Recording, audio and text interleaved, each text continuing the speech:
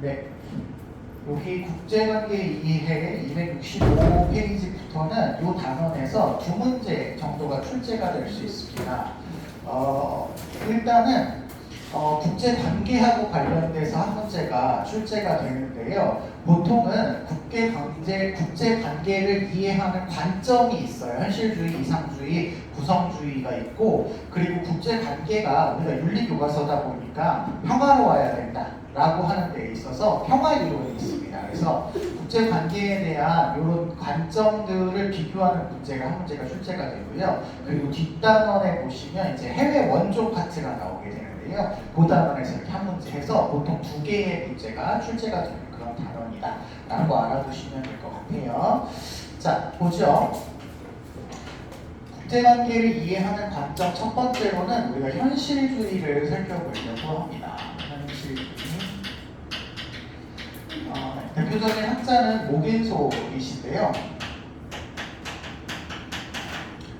사람 이름은 그렇게 중요하지는 않아요. 이렇게 국제 현실주의 입장도 여러 개로 나누어질 수 있기 때문에 사람 이름은 딱히 중요하지 않지만 대부분 나오면 모겐소가 나오게 됩니다. 자, 이분들은요, 국제관계를 어떻게 바라보고 계시냐면 인간의 본성의 측면에 있어서 홉스의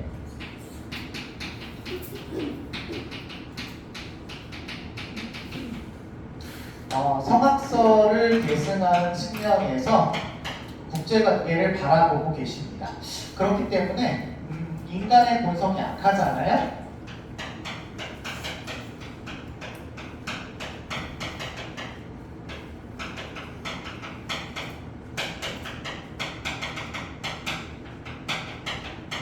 이 본성이 그대로 국제관계에도 적용이 된다.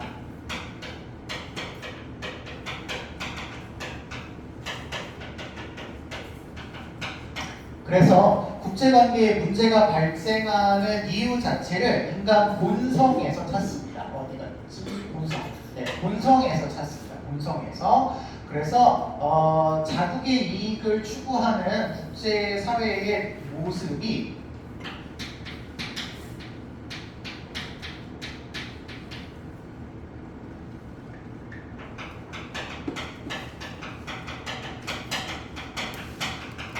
추구하는 국제사회의 모습이 이게 본성상 굉장히 자연스러운 일이고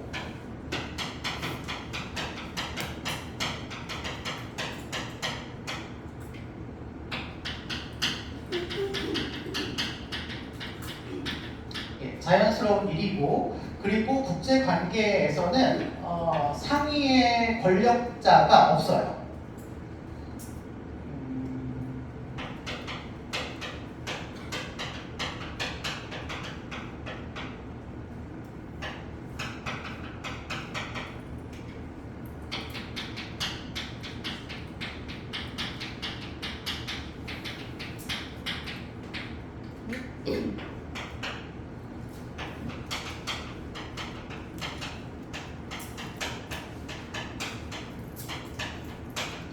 존재하지 않기 때문에 자연스럽게 자신들만의 이익을 추구하려고 하는 국가들의 모습으로 인해서 갈등과 혼란이 발생할 수밖에 없다.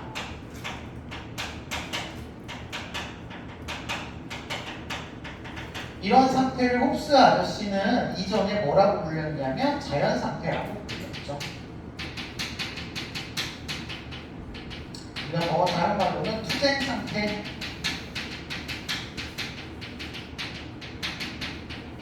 이런 상태가 될 수밖에 없다. 그래서 혹시나 뭐 국제법이라든지 국제기구라든지 이런 게 있을 수 있다고는 하나 그런 것들이 어떤 권력체로서 강제할 수 없는 수단이기 때문에 뭐 절대 국가나 절대 왕 같은 그런 강력한 힘을 가지고 나라들을 통제할 수 있는 그런 능력이 없기 때문에 각자 자국의 이익을 추구하는 그런 국가들에 의해서 자연스럽게 갈등과 혼란이 일어날 수 있는 이런 상황이 발달을 하게 되고 이렇게 자국의 이익을 추구하는 활동을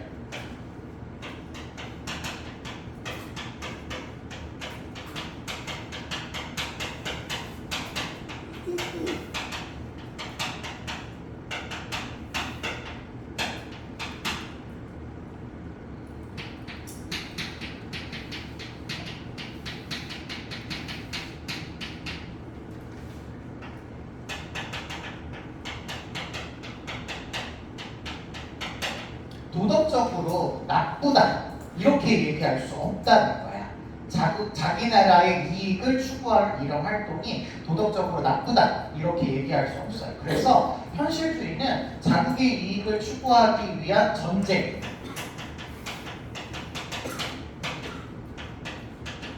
얘는 허용합니다.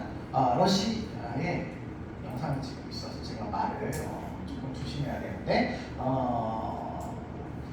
이제 다른 나라를 공격해가지고 자신의 나라의 이익을 추구하려고 하는 활동이 괜찮아, 허용될 수 있어 라고 보는 관점이 이런 관점에서 나오는 그런 관점이고, 그렇기 때문에 자국의 이익을 추구하기 위해서 하는 모든 행동에 대해서 도덕적으로 막 평가하지 않습니다. 그러니까 홉스의 자연 상태랑 똑같은 거죠. 불의, 부정의 이런 게 존재하지 않는다라는 거야. 그러니 얼마나 이게 혼란스럽고 그렇죠? 문제가 될 수 있겠죠. 만약에 이런 상태로 계속 유지가 된다면, 그래서 홉스 현실주의 입장을 가지고 있는 사람들은 자국의 이익을 위해서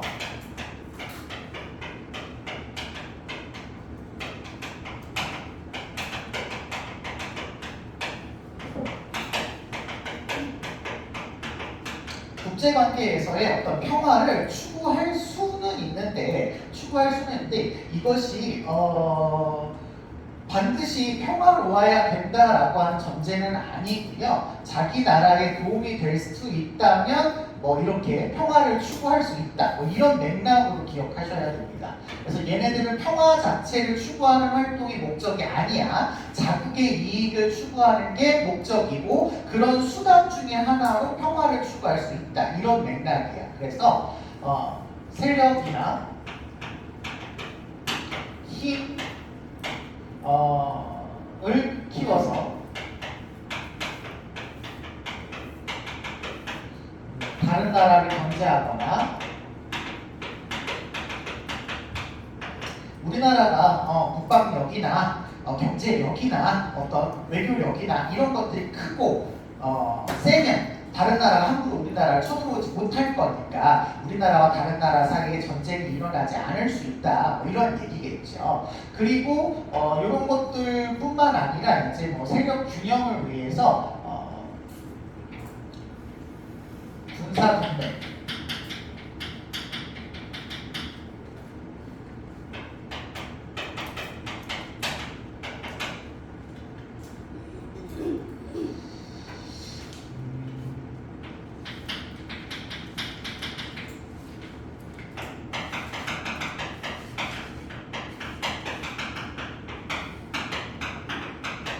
을 통해서 평화를 만들어 나갈 수 있기는 해요. 그런데 얘네가 원하는 평화는 영구 평화가 아니야. 영원한 평화도 아니고 자국의 이익에 도움이 되기 때문에 평화를 유지하자, 이런 맥락이기 때문에 영원한 평화를 담보하는 게 아닌 일시적인 평화를 이야기하는 거다. 이렇게 기억을 하시면 좋겠습니다. 그래서 어쨌거나 현실주의는 자국의 이익에 따라서 계속 이렇게 변할 수 있고, 그런 그 국제관계의 이해를 인간의 본성에 기반을 두고 설명하고 있다. 이렇게 생각을 해주시면 되시겠습니다. 시험 문제에서 주로 많이 나오는 게 요거, 도덕적인 평가에서 좀 자유롭다, 이 부분이 아주 자주 나오고 있고요. 그 다음에 인간의 본성에 기반을 둔다. 그리고 평화를 위한 이런 것들이 가능하냐, 이런 거, 평화를 얘네들이 추구하냐, 이런 거 물어볼 때가 있거든요. 근데 현실주의라도 평화를 추구하는 건 가능한데 그거 자체가 목적은 아닌 거죠. 그렇게만 알고 계시면 될 것 같습니다. 자, 두 번째는 이상주의를 볼 텐데요.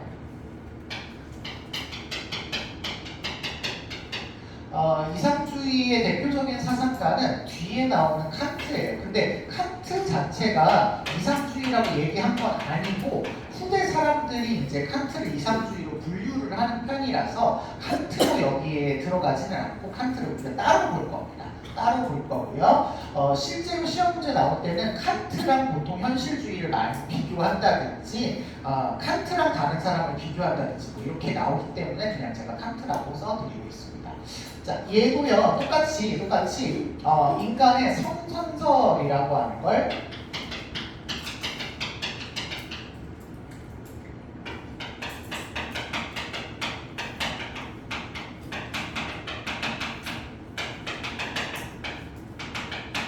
바탕으로 해서 국제관계를 얘기하시는 분인데요.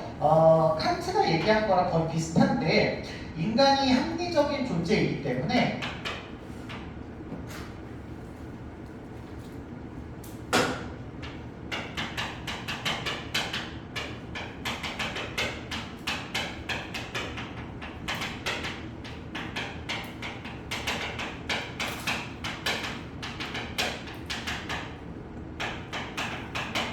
인간이 이성을 가지고 합리적으로 행동할 수 있는 존재이기 때문에 국가도 합리적으로 행동할 수 있는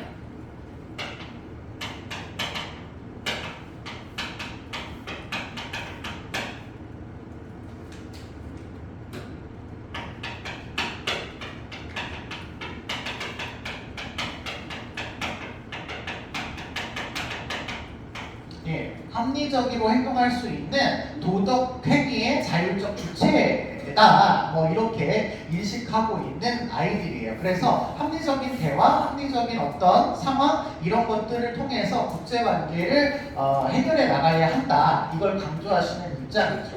그러면 얘네들은 다른 나라가 왜 다른 나라 공격하고 침입하지? 라는 걸 어떻게 설명하냐면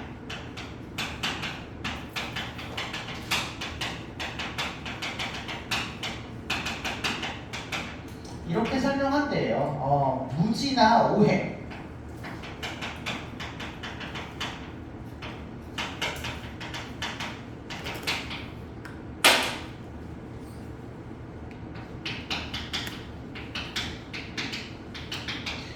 상대방 국가에 대해서 잘 모르기 때문에 뭔가 소통에 있어서 소통이 잘 안 되고 상대방을 오해했기 때문에 갈등이 일어날 수 있다. 또 하나 잘못된 제목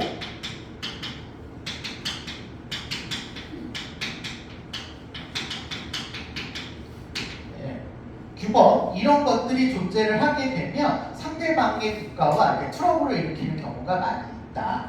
뭐 예를 들어서 예전에 있었던 뭐 중상주의 정책 뭐 이런 것들이 대체적으로 이런 문제를 일으키게 되는 규범이다라고 해가지고 이렇게 서로 왔다 갔다 하고 막 그랬었죠. 뭐 관세를 그래서 뭐 철폐하느니 말아야 되는 뭐 이런 것들이 이제 제도만 잘 정비되고 그러면 해결될 수 있는 문제들이고 그런 것들을 우리가 충분히 합리적이고 이성적이기 때문에 대화를 통해서 합의가 가능하다 이렇게 보고 있는 거죠.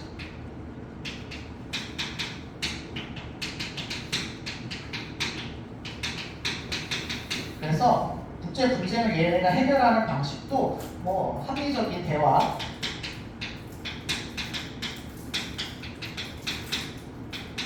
설득, 이해 이런 것들을 통해서 문제를 해결할 수 있다. 충분히 가능하다. 지금 싸우고 있는 나라한테 가가지고 이러면 안 되지 않겠니? 막 이렇게 얘기하는 거죠. 뭐라고 제가 얘기를 하고 싶은데 지금 녹화를 하고 있어가지고 말을 못 하겠네요.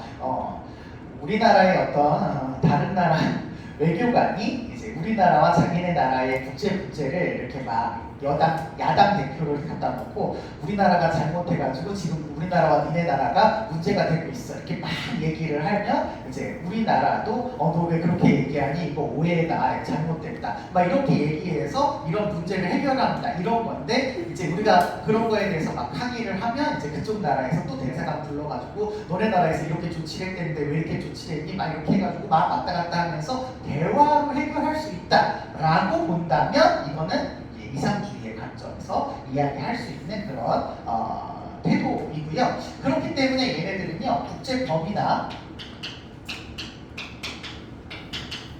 국제기구,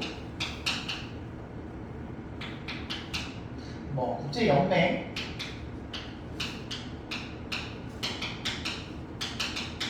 이런 라인들의 역할을 얘네들은 강조하고 있는 편입니다.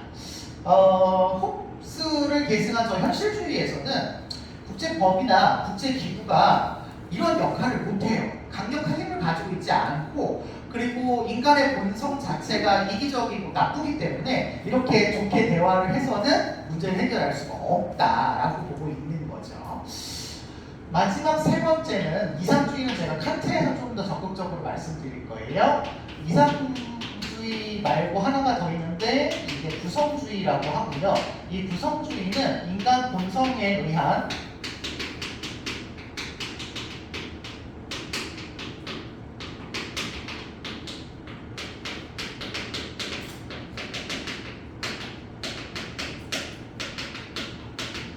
국제관계가 결정되어 있다라고 하는 이런 내용에 반대하는 그런 입장이고요. 그런 입장이고 그러면 국제관계는 어떻게 형성이 되느냐? 합리적인 개인들이 상황에 따라서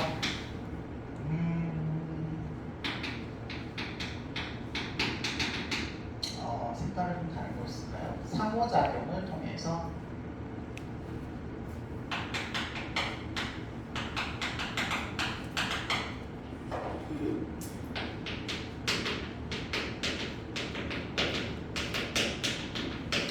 형성해 나가는 것이지 뭐 본성적으로 결정되어 있으니까 이렇게 하면 된다 저렇게 하면 된다 이렇게 얘기할 수 없다. 상황에 따라서 달라질 수 있기 때문에 적절하게 구성해 나가면 된다 이런 얘기인데요. 여러분이 사회문화 하신 분은 약간 상징적 상호작용 같은 맥락이라고 보시면 될 것 같습니다.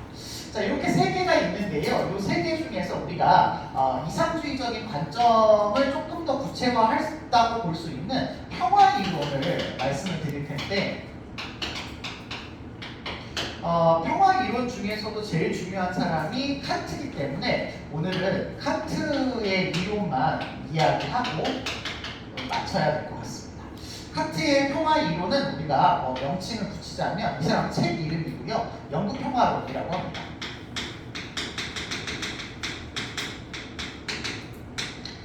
이 영국 평화론에서 이야기하고 있는 내용은 딱 몇 가지 이렇게 정해져 있어요. 책도 굉장히 얇고 이걸 전제를 해서 제가 몇 가지 앞에 설명을 하고 구체적인 조건들을 말씀을 드리려고요.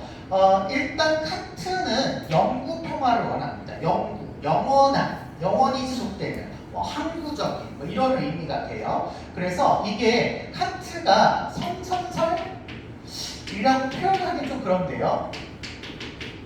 성선설 하지 맙시다. 이상주의.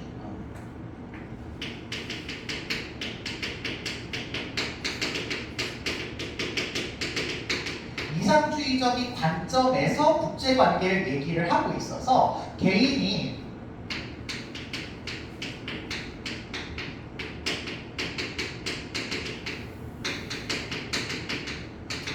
도덕적인 주체로서 행위가 가능하듯이 국가도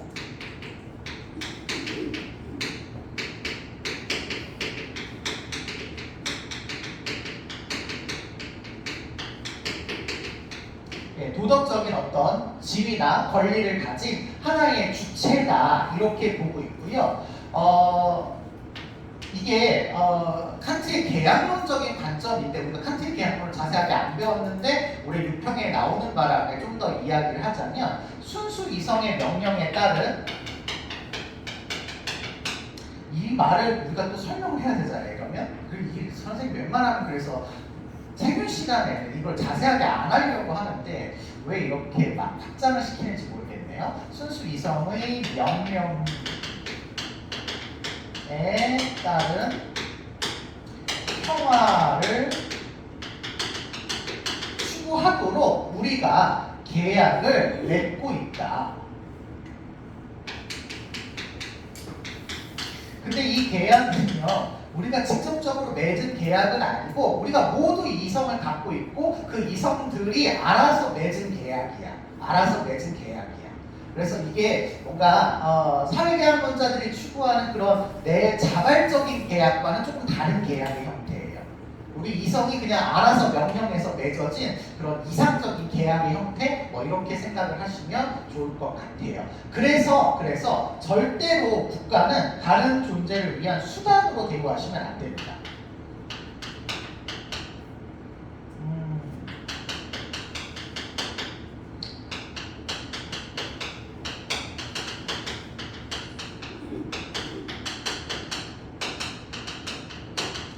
수단이나 도구로서 국가를 대하시면 안 돼요. 그래서 국가를 매매한다든지 상속한다든지 뭐 이런 것들에 대해서 여기는 반대를 하고 계시다. 이렇게 알아주시면 되겠고, 국제관계에서의 문제가 발생하면 충분히 합리적으로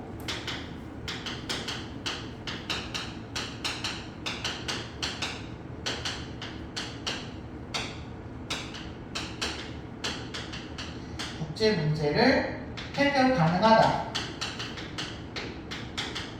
라고 하는 그런 기본적인 관점을 가지고 계시다 라는 걸 전제로 평화 이야기를 좀 해야 될 것 같은데요. 두 가지 방향에서 평화를 마련할 수 있다고 합니다. 하나는 확정조항이라고 하는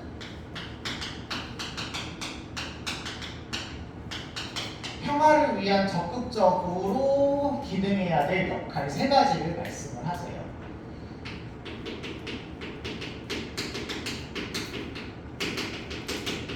적극적으로 우리가 마련해야 되는 조건들을 이야기하는데 세 가지가 있습니다. 첫 번째로는 국내적인 상황에 적용될 수 있는 그런 조항이고요. 모든 국가는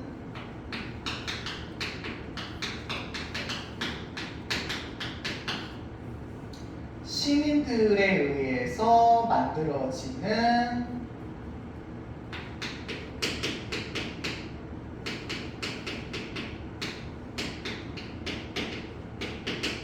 공화정 체제여야 합니다.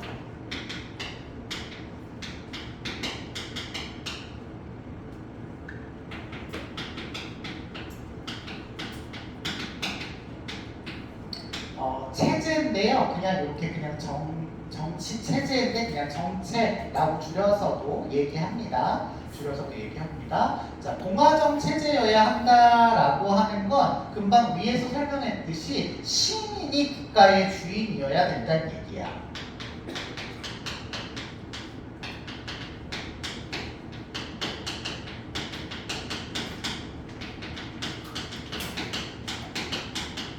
이게 왜 국제 평화를 위해서 중요하냐면 원래 개개인의 어떤 도덕적인 기준을 개인에게 두고 있는 사람이기도 하지만 전쟁을 위해서 소수의 사람이 권력을 가지고 있다가 그 소수의 사람이 전쟁을 하겠어 라고 결정을 내리는 것보다 다수에 의해서 전쟁을 결정하는 것이 어렵다라고 판단을 하는 거죠.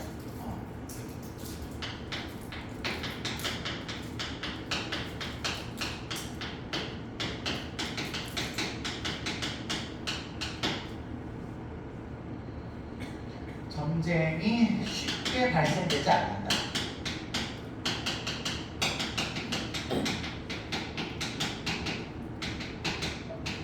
네, 다수가 동의를 해야지만 전쟁이 일어날 수 있는 상황이 되기 때문에 쉽게 전쟁이 일어나지 않아서 모든 국가들은 다 공화정 체제여야 하고요. 당연히 개인들은 그런 공화정 체제에서 자신들의 주권을 발휘하고 있는 그런 사회여야지만 사회 간에 어떤 문제가 생겨나지 않을 거다 이렇게 보신 거죠. 자, 두 번째부터가 조금 어려운데요. 이거는 국가와 국가 간에 이루어지는 국제법 관련된 부분입니다.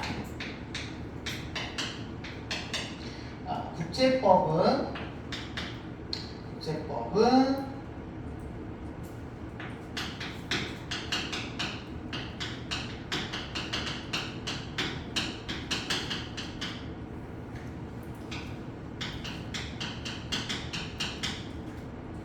자유로운 국가들 간의 연방 체제에 기초해야 된다 요건데요. 이게 연방 체제라고 하는 것 때문에 우리가 조금 말이 어려운데 일단은 연방이라고 하는 국제 연맹이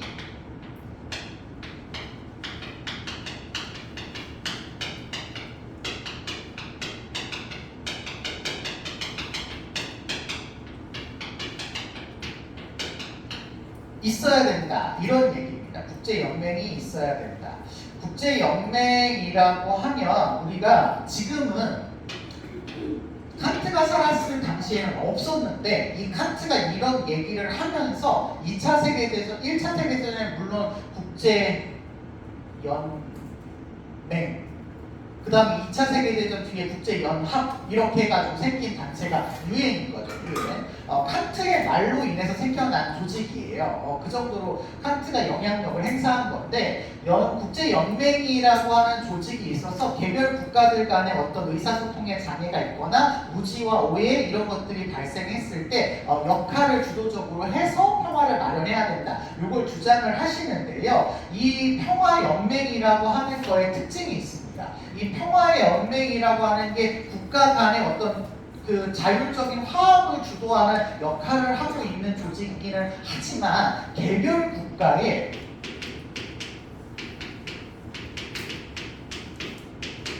주권을 침해하지 않아요.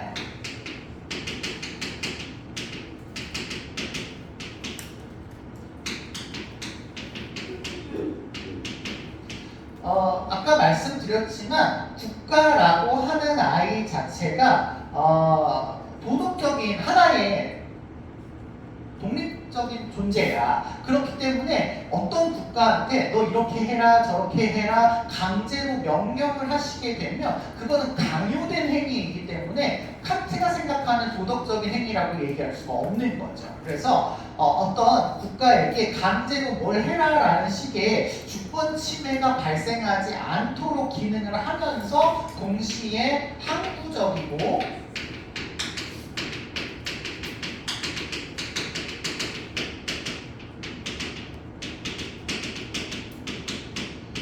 영구적인 어떤 평화를 위해서 활동을 하셔야 돼요. 그래서 이 국제의 어떤 연합의 형태로 존재하는 이 아이는 국제 평화를 위해서 모인 조직이기 때문에 국제 평화를 위해서는 모든 국가가 여기 연맹에 들어와야 된다. 이렇게 설명을 하고 있으세요. 그래서 모든 연맹체에 가입을 하게 되었을 때 이제 평화를 담보를 할 수 있으니까 여기에 들어오기는 하되 이 국제 연합은 각국의 주권을 존중하고 강제하지 않기 때문에 세계 단일 정도를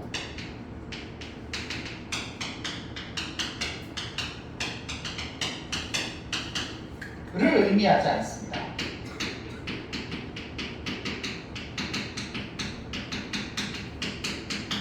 세계 단일 정부는 아니에요. 개별 국가의 주권을 침해할 수 있어서 미국 대통령이 전 세계의 대통령이 돼서 자 여러분 우리 전 세계 오늘부터 날짜 시간 이걸로 통일합시다. 문화 정책 이걸로 하나로 만듭시다. 화폐 단위 이걸로 합시다. 그러면 개별 국가의 그 특징들을 훼손할 수 있게 된다는 거죠. 그래서 단일한 어떤 정부를 만들어야 된다라고 하는 맥락이 아니야. 개별적인 국가를 다 유지하면서 이 아이들을 묶어주는 형태로서 함부로 개별적 국가의 주권을 침해하지 않는 내정 간섭을 하지 않는 이런 모습의 국가 연맹을 이상적인 국가 연맹으로 생각한다. 이렇게 얘기하시고 그렇다고 해서 만약에 유엔이 여러 개야. 그러면 어떻게 될까요? 유엔이 여러 개야. 그러면 혼란스럽지 않을까요? 어떤 데는 이게 기준이라고 하고 어떤 데는 이게 기준이라고 하고 할 수 있기 때문에 여러 개의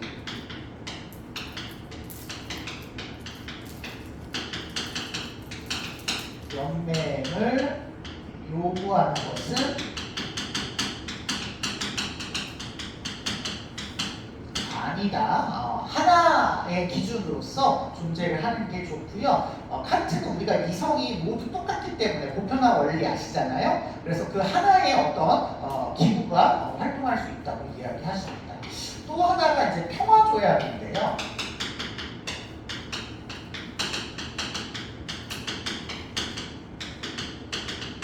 평화를 이룩하겠다라고 하는 평화조약이 필요하고요. 이 평화조약은 일시적으로 전쟁을 중지하는 상태가 아니어야 되는 거죠.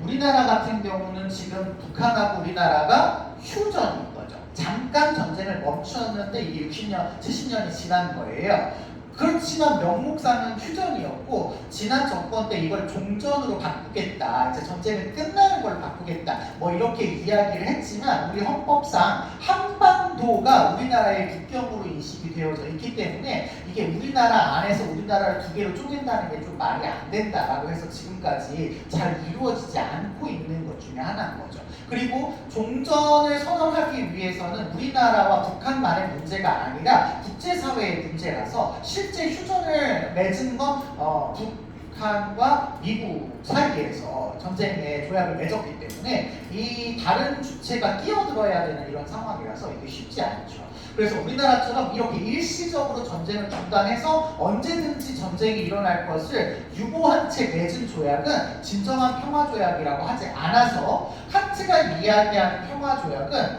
영구 평화를 보장하는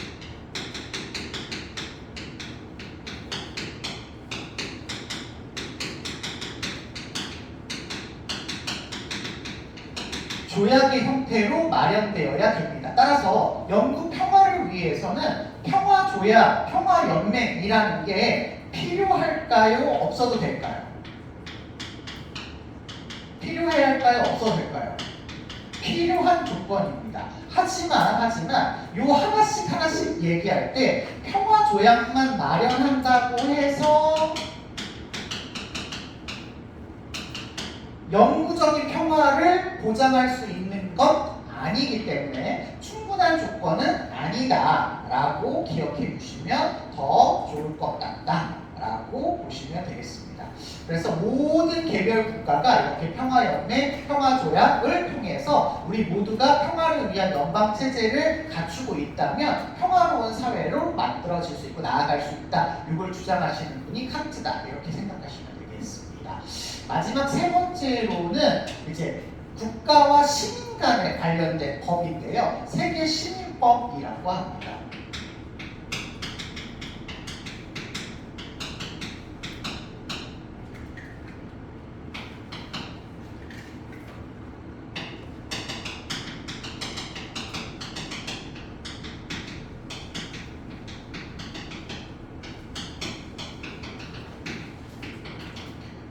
말이 조금 어렵죠. 보편적 우호 목적이다 이런 건데요.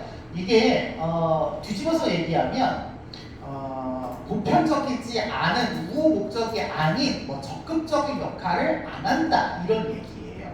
세계 시민법, 개인과 국가 간의 어떤 소통을 하고 관계를 하는 과정에서 국가가 개인이나 개인이 국가를 강제하거나 간섭하거나 이런 게 아니라 평화적으로 대해야 한다. 뭐 이런 맥락인 겁니다.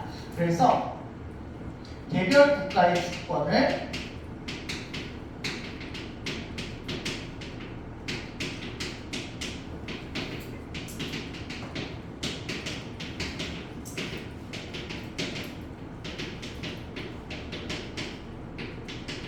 안아야 하기 때문에 강제로 개인에게 뭐 어떤 행위를 강요하거나 이럴 수 없다는 거예요. 여러분이 일본에 놀러 가거나 막 이럴 때 다른 나라 정부가 여러분한테 자기네 나라의 기준을 적용해서 여러분을 처벌한다든지 뭐 이러면 안 된다는 거야. 안 된다는 거야.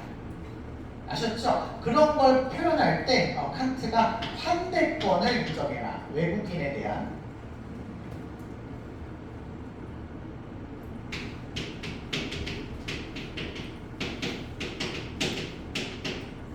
환대권을 인정하고 다른 나라에 대해서 적극적으로 개입하는 거에 대해서는 반대한다. 뭐 이런 거예요. 그래서 외국인이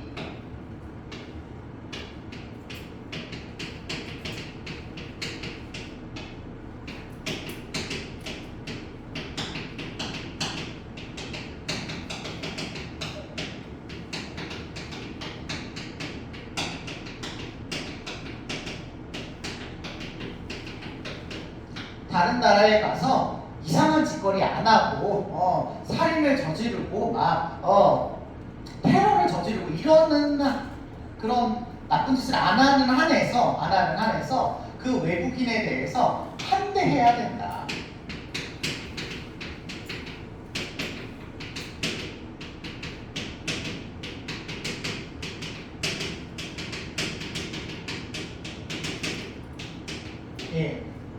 환대해줘야 된다. 나쁜 짓을 하지 말아야 된다. 그래서 우리가 그거 있죠. 그거 뭐지? 망명 말고 내란으로 이렇게 옆에 나라로 도망가는 거 뭐라고 하죠? 난민! 단어가 요즘 이렇게 생각이 안 나요. 난민 같은 거 발생했을 때 그 외국인이 특별히 나쁜 짓을 안 했을 때 이런 난민들을 수용해주고 받아줘야 된다는 논리가 이런 칸트의 환대권에서 나올 수 있게 되는 그런 모습을 갖고 있습니다. 그래서 평화를 유지하기 위해서는 이러이러한 조건들의 적극적인 노력이 있어야 된다. 요거 세 가지를 이야기를 하시고 있으시다는 거 알아두시고요. 근데 요것만 가지고 또 충분하지가 않고요. 요걸 뒤집어서 한 번 더 이야기하시는데 확정조항 말고 예비조항이라고 하는 것도 마련해두고 있어서 이거는 평화를 마련하기 위해서 국제관계에서 하지 말아야 할 금기조항이라고 되어 있습니다. 금기조항이에요. 하지 말아야 할 내용이에요. 첫 번째로는 칸트는 전쟁을 반대합니다. 평화를 유지해야 되니까요. 전쟁을 반대해요. 그래서 전쟁을 일으킬 수 있는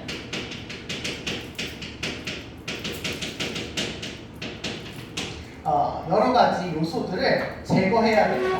원인을 제거해야 된다. 이렇게 보시는데 요거 가지고 원래는 시험 문제를 잘 안 내다가 요즘 들어서 조금 이제 뭐 이렇게 생각이 어렵게 자꾸 출제를 하려고 하다 보니까 어렵게 나오는 게 있는데 일단 모든 전쟁에 반대를 한다고 얘기하면 안 되고 전쟁에 반대를 해요. 예전 학생 필기할 때는 모든 전쟁에 반대라고 했는데 이게 맥락이 좀 맞지 않을 수 있어서 그냥 전쟁에 반대한다 그냥 이렇게 쓸게요. 그런데 전쟁에 반대하는데요, 여러분. 모든 국가가 여기 연방체제에 들어와서 평화조약을 맺고 평화로운 어떤 이런 관계를 유지하면 괜찮은데 북한 같은 나라가 안 들어와. 핵 확산 금지 조약 이런 거에 안 들어와. 그리고 들어왔다가 나갔죠. 들어왔다 나가가지고 막 핵 시찰하고 감시하고 막 이러는 걸 반대하고 있단 말이야. 그러면 걔네는 언제든지 전쟁을 일으킬 수 있어. 그러니까 만약에 우리나라 쳐들어왔어. 그럼 전쟁 안 하고 우리나라는 그냥 다 죽어야 되나요? 아니죠. 그렇기 때문에 모든 전쟁을 싫어하는 건 맞지만 요거 하나 기억해 주세요. 방어 목적.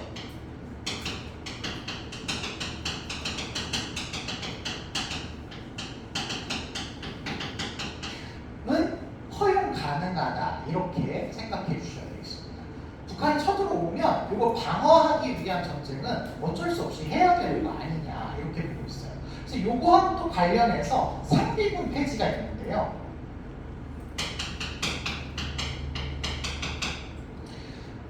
칸트가 참 디테일하신 분이야. 모든 상황을 조금 다 고려해서 말씀을 하시는 것 같아요. 상비군을 점차 폐지해야 돼요. 상비군이라는 것 자체가 항상 준비된 군대야. 뭘 준비하겠어요? 전쟁을 준비하는 거란 말이죠. 그러니까 전쟁을 준비하는 군대가 많다는 건 전쟁의 요소를 많이 갖고 있다는 거니까 이걸 없애는 게 맞아요. 맞는데 아까도 얘기했지만 쳐들어오면 어떻게 해? 그쵸? 그래서 전체적으로 봤을 때 이게 문제가 될 수 있는 상황이 발생할 수 있으니까 점차 없애라고 그러니까 당장 없애는 건 아닌 거예요. 점차 줄여가야 되고 없애가야 한다. 그래서 세계평화의 연맹에 모든 나라가 다 들어오게 되면 아예 군대라는 조직도 없어질 수 있겠죠. 아직까지 시험 문제는 나오지 않았는데 이거는 국가적 차원에서 이야기하는 상비군이고요. 개별적으로 나는 우리 국가를 수호하기 위해서 자율적 방위대 같은 거 구성하잖아요.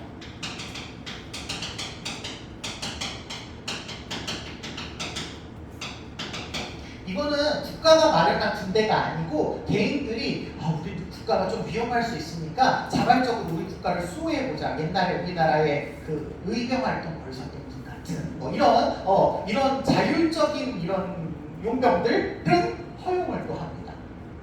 이건 또 자율적이라고 보기 때문에 국가적인 차원이 아니니까. 그래서 요런 아직 안 나왔어요. 이거는 아직 안 나온 건데 혹시 나올까 설명을 드립니다. 그 다음에 세 번째는 순서대로 쓸래니까 국가를 매매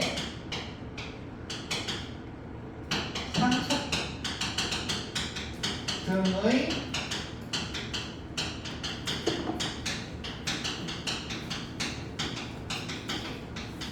등의 이렇게 하면 안 된다. 그러면 제국주의가 부활을 하는 거죠. 그래서 우리나라 정복해가지고 우리나라 들어와서 우리나라를 침략할 수 있기 때문에 그리고 제국주의의 논리에 해당되니까 안 되고요. 비슷한 맥락에서 내정 간섭 금지해야 되죠.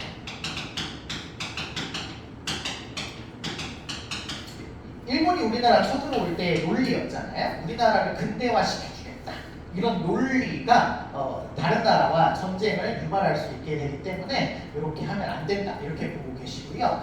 다섯 번째로 전쟁을 위한 국채 발행 금지. 전쟁을 반대하니까요. 전쟁 준비한다고 외국에서 돈 빌려와가지고 뭐 핵시설 만들고 로켓 시설 만들고 이러는 거에 반대한다. 이렇게 보시면 되겠습니다. 마지막 여섯 번째는 전쟁 중에 상대 국가를 도발할 수 있는 어떤 테러, 암살, 독살 등의 비열한 행위를 금지해야 합니다.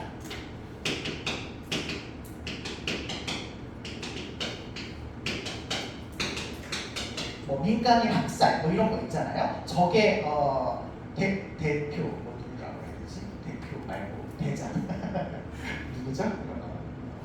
그런 분들을 몰래 가가지고 막 죽이고 막 이런 행위를 하면 전쟁이 더 커질 수 있으니까 이런 행위들을 하지 말아라. 이렇게 얘기를 하고 계십니다.